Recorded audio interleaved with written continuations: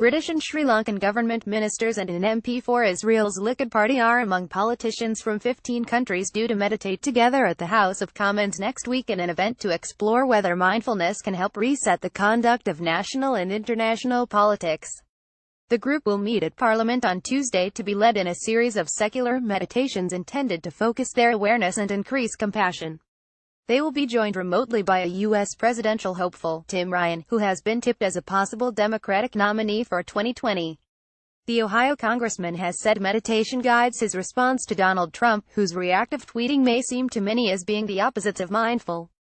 The event, claimed to be a world first, has been organized by senior Conservative and Labor MPs, who said they would discuss the potential of meditation to help political leaders stay resilient, clear-minded and creative in the face of constant change. Since 2013, 145 UK parliamentarians have undertaken an 8-week course in the practice. The most senior British politician taking part in Tuesday's event will be the Sports Minister Tracy Crouch. The conference will be addressed by John Kabat-Zinn, a U.S. scientist who in the 1970s pioneered the use of meditation for people with chronic illnesses, partly by playing down its Buddhist roots. He is seen as the driving force behind the rising popularity of the practice in Western countries, where it is being tested in schools and prisons as well as being used to treat mental health problems. Sweden, which also has a mindfulness training program for MPs, is sending 3 parliamentarians, and among others they will meditate with Sri Lanka's Education Minister, Mohan Lal Grero, and Julia Abraham, a director of the Hungarian opposition LMP party. MPs from France, the Netherlands, Ireland and Italy will also attend. During the sessions, the politicians will sit on chairs, close their eyes and be invited to focus their attention on their breath, their bodies and their thoughts to develop mindfulness. Ryan said mindful meditation allows me to take a time out, step back and see issues as interconnected.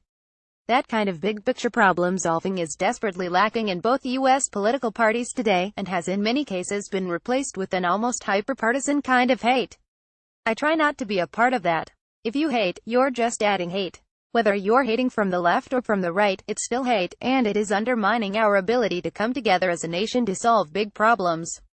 Kabat-Zinn said the use of mindfulness in the political process could improve policymaking and that by training the mind to be more attentive, politicians may listen better to the needs of the country and the world. The UK is way ahead of the curve, Kabat-Zinn said. I don't know of any other country that is doing this, and now you have inspired politicians in many different countries. That is what this event is about. They can look each other in the face and strategize and support each other.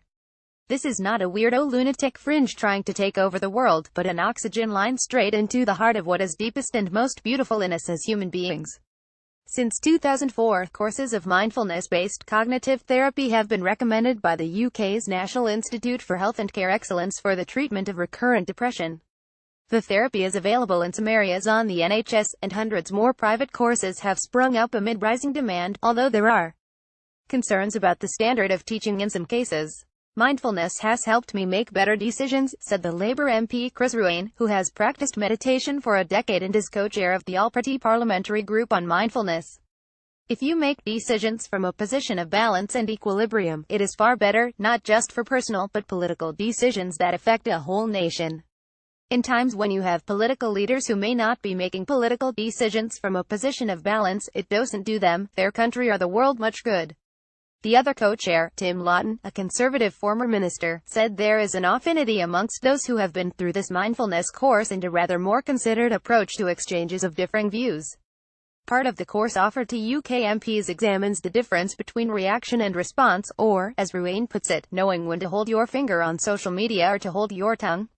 If you are aware of what is happening in your mind and body, you can see it as an immediate reaction and think I have to slow down, contain it and give a more considered response. Ruane said he wanted the next step to be politicians taking mindfulness to their constituents, in policy, health, education, prisons, the workplace, because there is a massive need for it. Meditation graphic.